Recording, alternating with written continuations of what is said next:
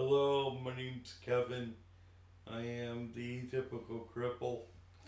So, I have a master's degree in geography, and for part of that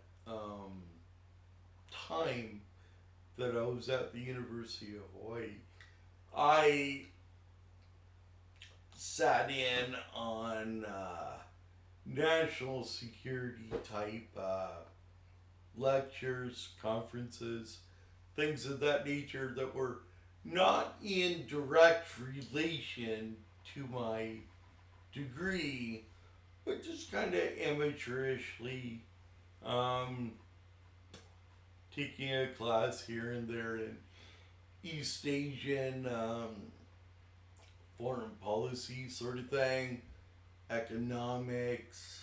Um, Initially, I wanted to have a thesis that was focused somewhat on Southeast Asia, and having been told that an area studies degree in Southeast Asia was, how do you say, uh,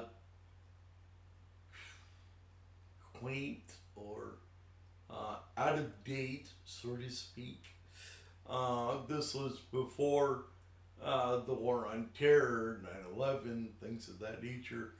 Um, but anyway, since then, I keep in keep an eye on what's going on militarily, and I see a lot of people online talking about a peaceful divorce.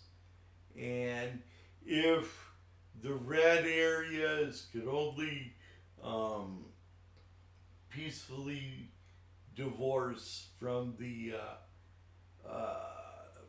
blue areas, Democrat, Republican areas that are contested county-wise in my state. There's going to be east side, west side, rivalry here in Washington State. But here's the thing: in America, we have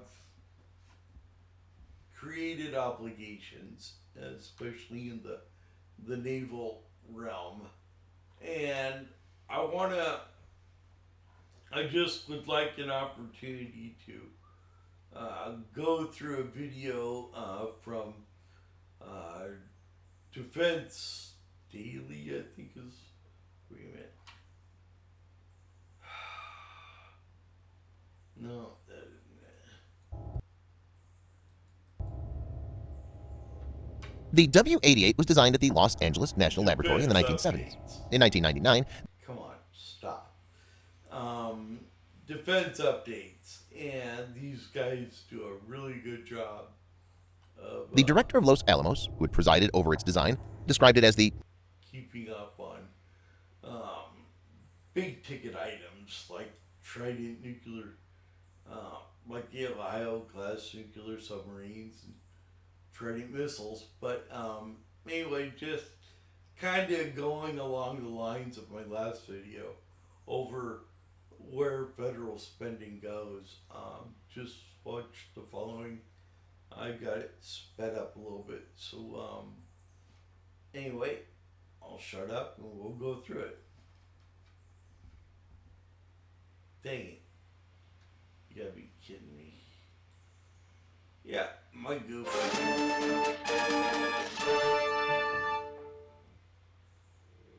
Get beyond there. Here we go. The W-88 was designed at the Los Angeles National Laboratory in the 1970s. In 1999, the director of Los Alamos, who had presided over its design, described it as the most advanced U.S. nuclear warhead. The W-88 has an estimated yield of 475 kilotons. Information in the public domain about the W-88 indicates that it's a variation of the standard Teller-Ulam design for thermonuclear weapons. In a thermonuclear weapon like the W-88, nuclear fission in the primary stage causes nuclear fusion in the secondary stage. which results in the main explosion. Although the weapon employs fusion in the secondary, most of the explosive yield comes from the fission of nuclear material in the primary, secondary, and casing. The W-88 nuclear warhead entered the stockpile in late 1988. Since the weapon is over 30 years old, several updates were required to address aging issues and to keep it in optimum condition. The W-88 Alt-370 modernization included an updated arming, fusing, and firing known as AF and F assembly, and a refresh of the conventional high explosive. The AF and F assembly is the module that receives and confirms the go code from the US President, then reconfigures the bomb's mechanism to unlock the firing system and enables a nuclear detonation.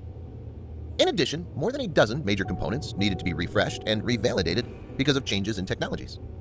Dolores Sanchez, senior manager of the W-88 Alteration 370 for Sandia, stated, "The arming, fusing, and firing assembly is the brains of the warhead. It looks for the correct code and the correct environmental signals that will unlock the system, and it also ensures that it's an authorized flight. In short, it makes sure it always works when we want it to and never when we won't." Along with the AF and F assembly, the upgrade includes radar, communication, guidance. It also adds a lightning arrestor connector and other key safety and several security components.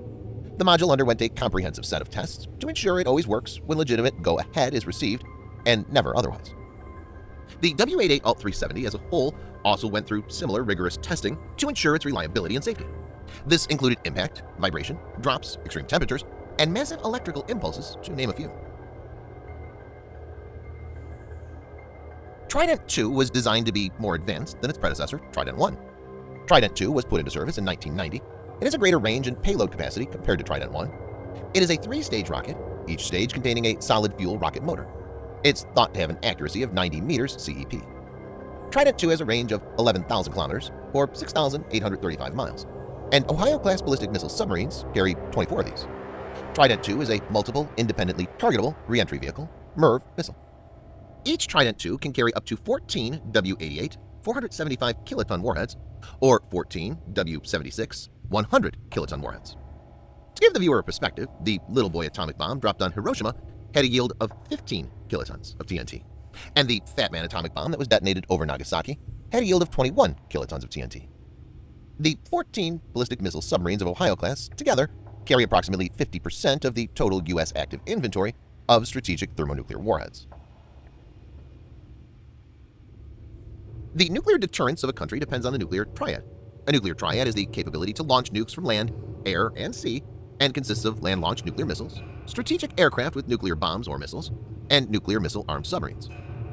While the U.S. has a full-fledged nuclear triad, it will certainly want to keep the sea-based systems in optimal condition, since it is the most dependable leg of the nuclear triad. A full salvo from an Ohio-class submarine, which can be launched in less than 1 minute, could unleash up to 24 multiple 8, in other words 192 W-88s. This is a great deterrence against any adversary, and hence the W-88 Alt-370 is an important undertaking.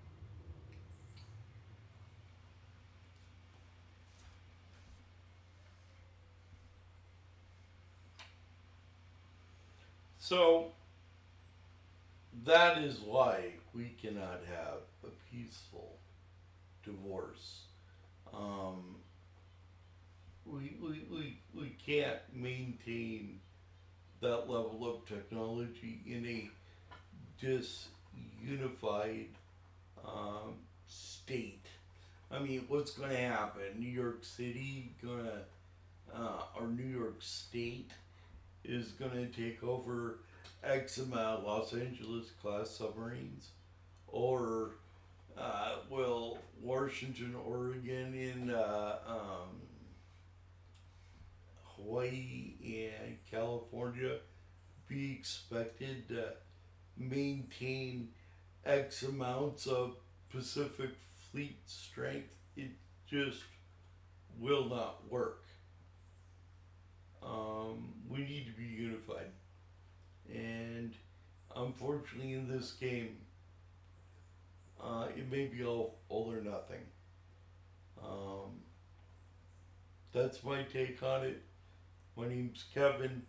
I am the atypical cripple. See you on the next bounce.